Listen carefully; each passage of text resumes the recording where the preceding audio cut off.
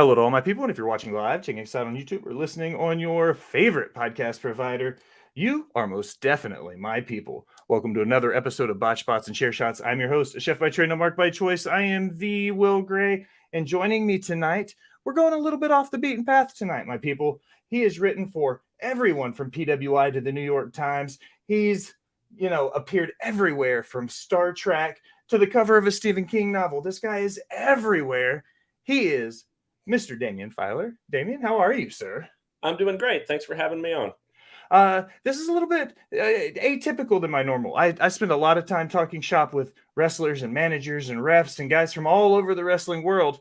You're part of that world, but you're a little bit more on my side of the wrestling world as far as a writer and stuff goes. So my opening question is kind of always an origin story. As a wrestling fan, I grew up late 80s, early 90s, very end of the NWA days, beginning of the WCW days here in the American Southeast. What about you? What did you grow up watching as a young wrestling fan? Yeah, that's definitely where it starts. So for me, I was born in 1970 in Tallahassee, Florida, and that's where I'm talking to you from tonight. And so I grew up watching championship wrestling from Florida and from Georgia in the 1970s. Those two territories, I'm in Tallahassee, so that's right on the Georgia border. So I get both TV markets. And so, I grew up with Dusty Rhodes and Ric Flair and Terry Funk, who just passed, Harley Race. That those were the names that I grew up with, and that's really what just pulled me into that whole world. You know. So it's kind of a funny thing because my path into the wrestling, uh, I say this loosely, but the wrestling journalism world, because in 2023, it's not the same world as it was 25, 30 years ago. It's a For sure. totally different landscape. Again, though, a career path at some point as a writer, how did you kind of start blending those two together? Because, like I said at the beginning, you've written kind of everywhere, PWI, New York Times, you've written books, novels, music, you've been all over the place. How did you kind of get into that career path? Like, what made you decide to become like a writer? Yeah, so I basically have always had three interests in my life: reading and writing being one, music being another, and politics being another. And all three of those can potentially blend and kind of cross streams. Interestingly enough, I had not. I've written fiction for decades. So I've written a number of novels. I've written hundreds of short stories, and I, as much as wrestling is always kind of in the background for me when I think about my childhood in particular, it didn't show up in my fiction that much until recently, when I did the Gorp the Grappler novel. And I now have three of those out that are kind of in that world, and some more coming. So I'll follow your lead. I think we'll get to some of that more later, but that's kind of the way that it's evolved for me between my interests. Before we get into the grappler a little bit, I wanted to hit a couple stops along the way because when I was doing some of my due diligence and turning over my rocks, I found some cool stuff. Okay, for one, the Bad Brains. How did you get hooked up with one of those like classic underground punk rock style like bands? How did you get hooked up with those guys? Okay, yeah. So what an amazing story. We're shifting gears here to my interest in music. So I played in a band called Gothic Playground that was out of Tallahassee, Florida, in the mid late '80s, '86 to '88, and we had a remarkably thriving punk and underground alternative music scene for a solidly Bible Belt college town. We and I didn't think so. Growing up, I thought that I wished that I was living in LA or New York or something. In hindsight, I think I probably am glad that I wasn't in a lot of respects. But there was a while there where we really had some amazing bands coming through. And at this time, our manager was the main booker for the shows in town. And he had us warming up for 7 Seconds, which is another great '80s era punk band. And we were excited to be on that bill. But it turned out that he booked Bad Brains for just a few nights later. And, I can't impress upon someone enough who isn't familiar with Bad Brains, who didn't grow up at that time. You know, this was the equivalent for a lot of people of getting to meet, I don't know, Mick Jagger or whoever. Like, I couldn't believe that I was going to get to see the Bad Brains, and we found out a way to, we figured out a way to get ourselves on that bill and warmed up for them. We got to know them. They were really approachable guys, and we ended up spending some time with the lead singer, Joseph. He spent some time in Tallahassee. We went to the beach for a few days. Like we got to hang out, and it's funny because this is the 80s, so no smartphones, no cameras, there's not a single picture. Now there'd be, everybody would have hundreds of selfies and everything. But anyway, but we got to know him, and he's a musician, we're musicians, and we ended up being in our rehearsal studio at one point, and we had an opportunity to write a song with him. John, our drummer, and myself, who have remained partners and musical colleagues for all these years, had a chance to write a song with, I don't mean to be cliched or cheesy, but kind of with our idol, and then the coda to the story is that song, we ultimately ended up getting to record that song, and then there it sat. And I think I'd have to go back and look and remember for sure. I think it's 37 years that song, that no one knew that song existed. And my buddy John and I, in recent years, have collaborated on.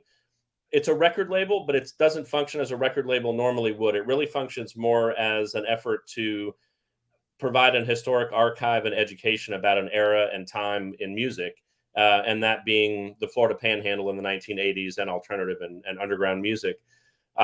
We've put out a few albums under that label now, and the most recent one that we did in a very limited run was called Dilemma, which is the name of the song that we wrote with Joseph from the Bad Brains. When you look at the parallels, you're talking about that 80s underground scene in Florida and the Panhandle. You said growing up watching that same kind of feel in the wrestling game, coming up championship wrestlings from Florida. Do you feel like there are any parallels between the two, the music scene and the independent wrestling scene?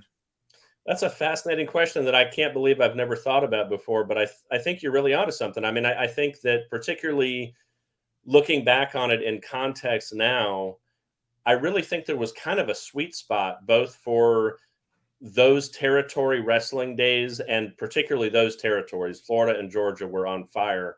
And it was just like everything was clicking. And in a lot of ways, some of this is just everybody feels this way about their own time and place. Maybe there's a certain sentimentality to it, but for my money, I think you're onto something for sure. I think that there was maybe a sweet spot in both of those industries in a way where these acts in music and in wrestling had enough independence to really let that ring authentically to people, but enough exposure to not be kind of really trapped in a very isolated, smaller kind of a scene.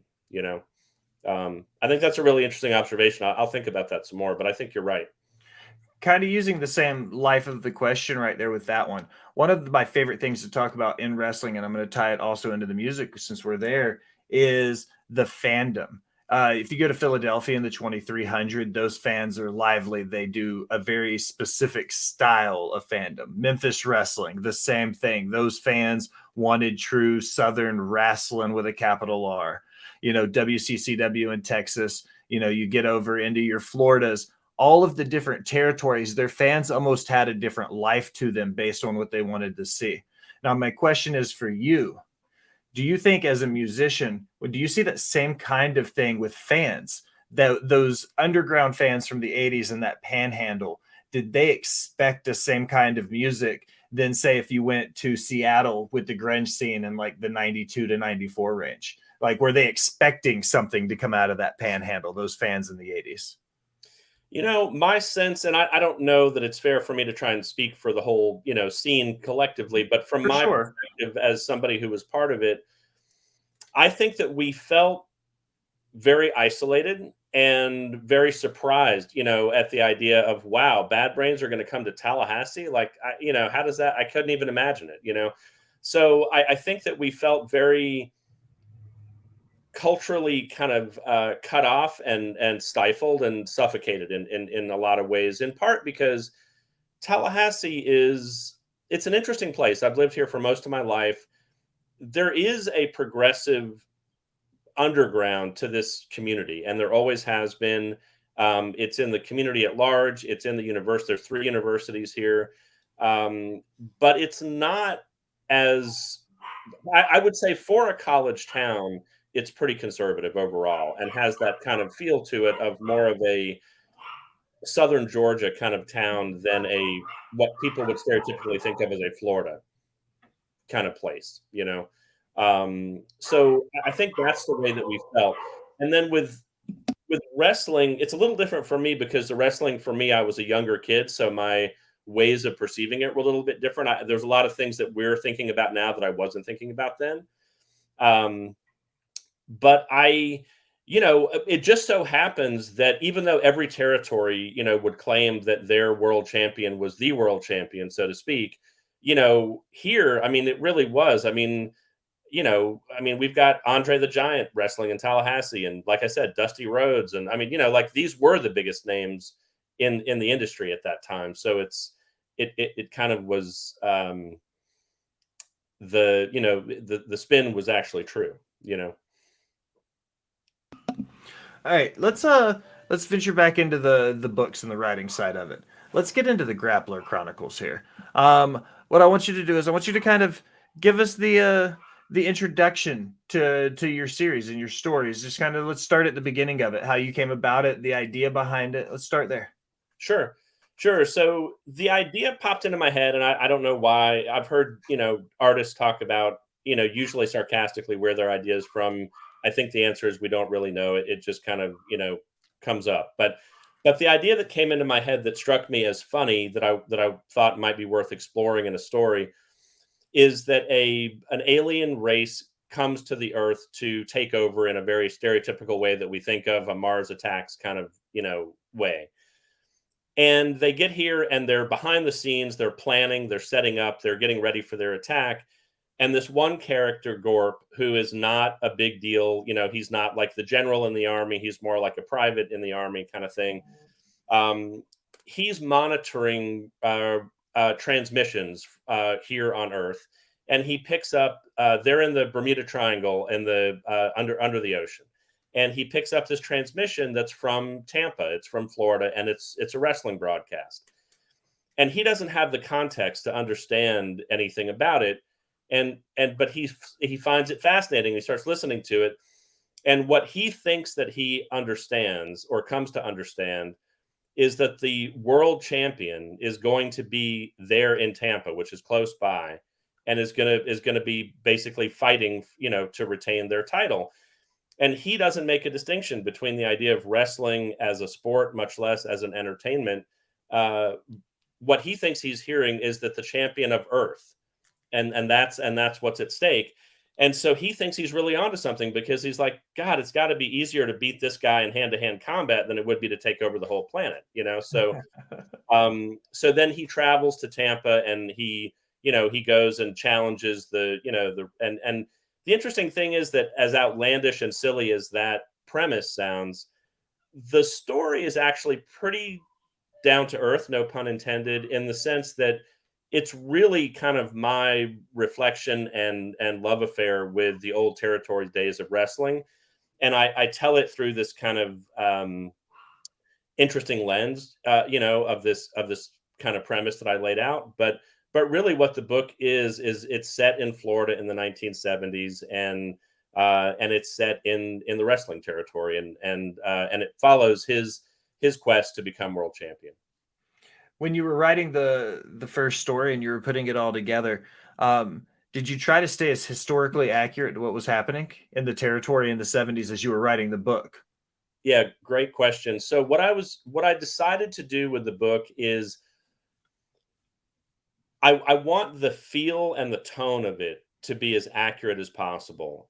I decided that it would be too complicated to deal with the real history. So instead of using the names Dusty Rhodes and Harley Race and Gordon Soley and names like that, I make up my own characters, and they're inspired by those people or an amalgamation of those people. What I hope is that it works on two levels. That it works for people who I've been very pleased to have people who have told me I have no interest in wrestling and I don't read science fiction and I still like the story. So that's a great thing for me to hear. But what I also want is, if for someone like yourself to read it and be able to and come back to me and say that that felt right to me. That felt true to the way that things were at that time and place in Florida and in wrestling. That's what I'm going for, but I'm doing it in a fictionalized way. So I changed the names of venues and of wrestlers and things like that. But there will be a lot in there that, if you were a fan of that time and place, would be familiar to you. I have a side project for WCW. And our tagline is, "It's history the way fans remember it." Hmm. Like that's the way we approach it. Wrestling fandom in the 70s was ridiculous, as as was the science fiction genre. They were both booming at the time. You're coming out of the Star Wars movement, and everything that happened in the 70s and 80s was crazy. Looking at the blend of the two, it's not exactly every day that you would think science fiction and pro wrestling tie hand in hand. Let's kind of start wrapping around the tying of those two worlds together. Like, what made you decide pro wrestling of all the things? Like, was it just going back to your childhood fandom, just that connection with you in the Tampa scene? Like, what made you decide pro wrestling and the science fiction side of it? Yeah, I think it was just the idea that came to me, like I said, of an alien who mistook what being the world champion of wrestling meant, and it was just a coincidental byproduct of that it was the merging of those two genres, if you will. I don't think they're apples to apples to call wrestling and science fiction genres, but you know what I mean. Absolutely. Those two categories. I will say that I have sought out to try to find what's out there that is kind of in this area. I have found some really really good wrestling fiction. Chad Dundas's Champion of the World is an amazing novel. It's not a science fiction novel by any means. The only other thing that I have found out there, that I would also recommend, that actually does merge wrestling and science fiction, is a book by an author named Z. Jeffries, and it's called Pro Wrestling Saves Earth, and that's a fun little read too. It's a light. It's a light story. These stories that I'm writing are very light. They're family friendly. There's no excessive violence or things like that in them. They're intended to be very accessible and approachable. There's a lot of different ways to portray wrestling. I think that I've done it pretty realistically to the time and place, but without going overboard on the on the violence. Let's look at some of the other projects inside the Grappler Chronicles. Ambush at the Palace, another one of the titles. When you're building the story and you're building the depth and the universe that goes into the story, I guess a good little fun pun there. When you're building a universe and a story that all builds together, how did you start expanding on it? Did you continue both wrestling and the science fiction side of it? So as the wrestling business evolved, as the story went, did you stay true to what you were doing with the original Grappler as you continued to go? Did you just stay with the same mantra of keeping the stories of what was happening in wrestling going with what was happening in the story itself?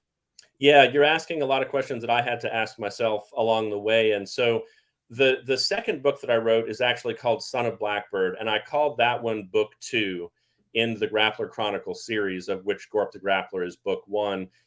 It does follow very much where it's 3 years later and it's the same characters, and it's kind of what would have happened next. And it turns out that what happens next is that they take the wrestling promotion back to Gorp's home world, and you blend the cultures of Florida wrestling in the 1970s with an alien culture. That book is really much is pretty full-fledged science fiction. Most of that book takes place off world, so to speak. So Ambush at the Palace is my new book, and this one is the same time. It's 1979 during the oil crisis. It's also in Florida, and it's most of the same characters. The big difference is that Gorp is very much a side character in this story. And this actually is not a science fiction story. This is really what I would call a crime novel. It deals with organized crime, Southern style, in the Florida Panhandle. Cracker Capone is my villain in the book, and he's kind of the head of the organized crime ring in North Florida. But the fun thing about this was that I did keep it consistent in terms of my universe with all of the other characters and how their, goings on and timelines would have fit in with the other books. This book fits right in with that. All the history is consistent, but from a genre standpoint, like I say, this is a crime novel. The germ of this story actually came from Jim Cornette's podcast. He was talking about the whole idea of bagmen, and the way that worked in the territories days, where it was usually a family member and oftentimes also an ex-wrestler, who was basically in charge of the take, and it was, these guys weren't known for having a lot of sense of humor. It was, it was a cash business and people took it seriously, and I thought that'd be a fascinating character to tell a story about. And so my main character in this book is an ex-cop named Randy Hammett, and he ends up being the bagman for the Florida territory. And this organized crime element is trying to take over the territory. And they think one way to do that would be to intimidate the owner by hitting the bagman and taking the take from one of their cards in Tallahassee, actually. So that's the basis of that book. Just out of curiosity, do you know of any specific details in the Florida Panhandle where that kind of stuff happened? Because you hear in Tulsa all the time, people jumping the guardrails and, stabbing at Cornette. You hear about the Dusty Rhodes getting beat up the further north into the Carolinas he went. Did you ever take from reality your stuff you remember watching it happen on TV? Did you ever take from that? Well, I'll tell you one interesting thing about that. So, there was the venue where I got to see the one time as a kid that I got to go see the matches live in Tallahassee, was called the Tallahassee Sports Stadium. And that sounds, pretty legit. What it really was a big unair conditioned warehouse out on the truck route. And that was it. And there were some folding chairs and a ring in there, and, and the rest of it was, good luck to you. And it was also everything I ever could have hoped for as a kid. I mean, it was absolutely amazing. So here's the interesting thing. I wrote an article about this just recently that's going to come out. The Tallahassee Historical Society magazine is going to publish this because it's called "Do You Remember the Tallahassee Sports Stadium?" Because a lot of people don't, in this community remember this building that was there, but all of the biggest names in wrestling were there every Friday night. But it also hosted music. Everyone from the Doors to the Allman Brothers, big name bands of the time were playing at this place. So the history of it is interesting. But to get back to your question, the reason I bring it up, my mom happened to be a professional photographer. That's what she did for a living. She owned a photography studio. So even though this was the 70s, pre-smartphone, like I was talking about before, she took pictures that night that we went. I have a roll of film of probably 36 pictures that she took of the matches that night. And one of the things that she captures in a series of shots that she took, and this is in this article that's coming out, is a fan who is leaping into the ring to attack one of the wrestlers. It's a young guy. He looks like he's maybe between 17 and 20, maybe, and you can tell there's like a melee in the ring. I think the deal was I want to say it was Jack Briscoe and Don Morocco. It was probably the headline of the card. And I think just looking at it, trying to reconstruct it, my guess is that Morocco had Briscoe in a figure four and wouldn't let him out of it.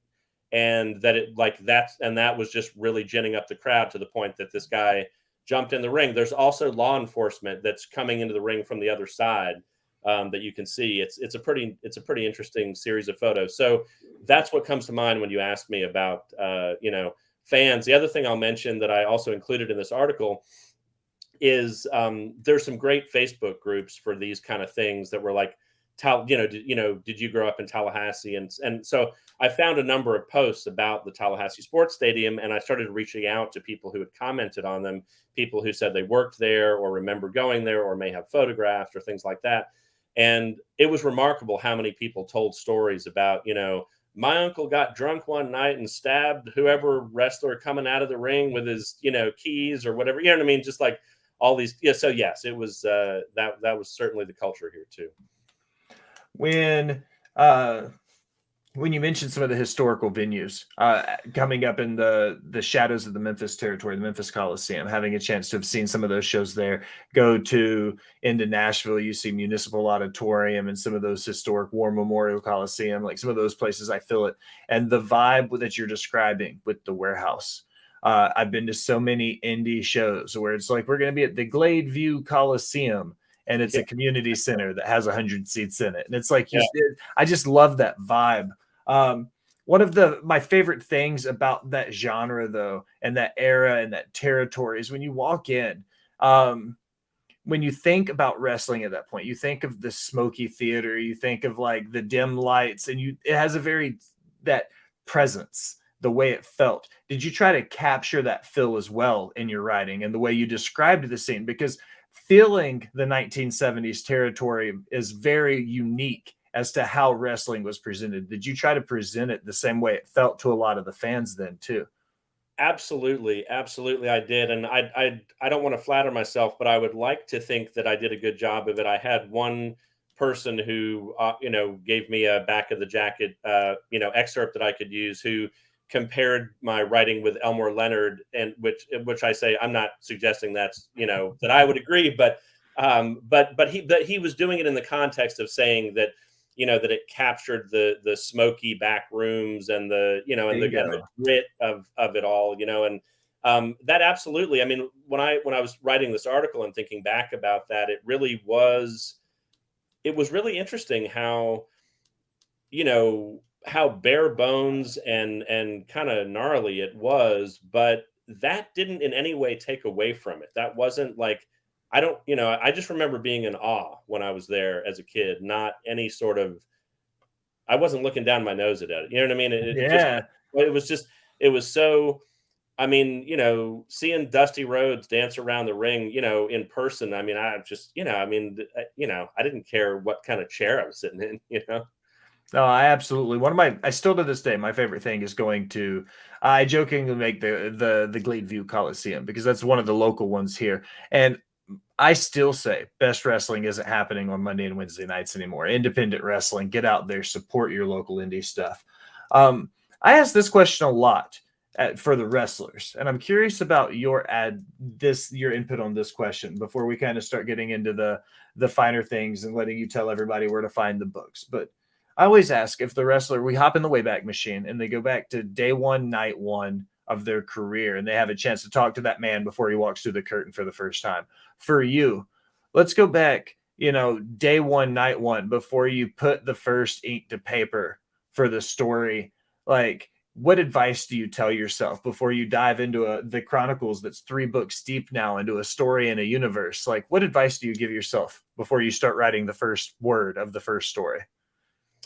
Yeah, I would say it's some of the better advice that has been given to me over the years from a writing perspective is you have to get out of your own way when you're going, and I think this would apply to wrestling too, in the sense that I think one of the things that's wrong with wrestling now is just that it's all way over scripted, and that it's scripted to begin with, not coming from the wrestlers themselves, not who they feel like, not a persona that they personally feel like they can connect with. It's just kind of more how they're cast, and I just think that removes us from the sense of it feeling real, and when you're writing, the trick is not to edit yourself while you're writing. Just let it go, get the first draft out. Don't worry if you don't remember the name of the character from the last chapter, fill it in later. Don't worry if you remember, if this ambush at the palace takes place in 1979, and I had a character that I wanted him to use a Post-it note, and I didn't know as I was writing it if they invented Post-it notes yet, but I didn't worry about it. I just kept, those kind of things where just get out of your own way, let yourself be, take the journey that you're trying to go on, and then go back later and see if you spelled there wrong or whatever. All right. One quick thank, even award-winning writers. Okay. I always end it the same way every time. 5 random questions have nothing to do with what we've talked about at all. And then I'll let you plug all of your stuff and we'll have some fun with it. But I've got your 5 queued up. You ready? I'm ready. All right. Question number 1. What's your all-time favorite movie? Oh, The Wall, I think would be my answer. I'm a huge Pink Floyd fan.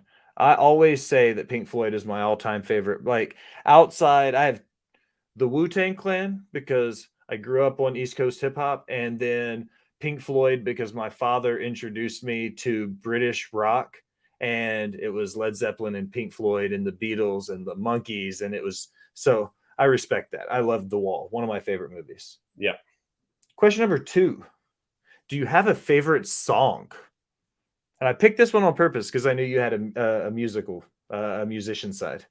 An all-time favorite song. Boy, an all-time favorite song is really, really hard. There's a chance it would be a Pink Floyd song if I did.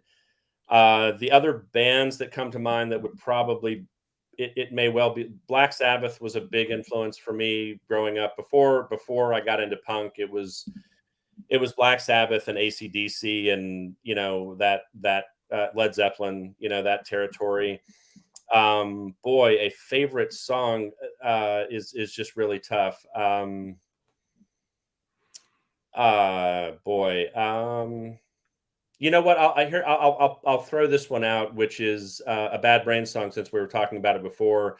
Their song PMA for Positive Mental Attitude. Question number 3. What's your favorite random trivia knowledge that you have? It could be about anything. The human head weighs 8 pounds. The moon is, half a football field wide. Whatever. Random favorite trivia that you throw out as a parlor trick. The first thing that came to my mind is I was really into sharks when I was a little kid, and my mom kind of, got me these books, and we would read about all these different things. And so I ended up learning all these crazy words when I was a little kid that I think at the time I even knew what a lot of them meant. But I could spell these words that, no one had ever heard of before. The one that comes to my mind, and that I don't remember what it means, but I think I could still spell it, is ovoviviparous. That's what I'm talking about when I asked for a random piece of trivia. Yep, there you go. Question number 4 is, it's an either or question. You have to give up one forever. You're going to keep tacos or you're going to keep cheeseburgers? I'll keep tacos. Love tacos. Never a wrong answer. Question number 5. Everybody's got to answer it. Do you think a hot dog is a sandwich? No. It's not? No. Just pure and simple no. Definitely not.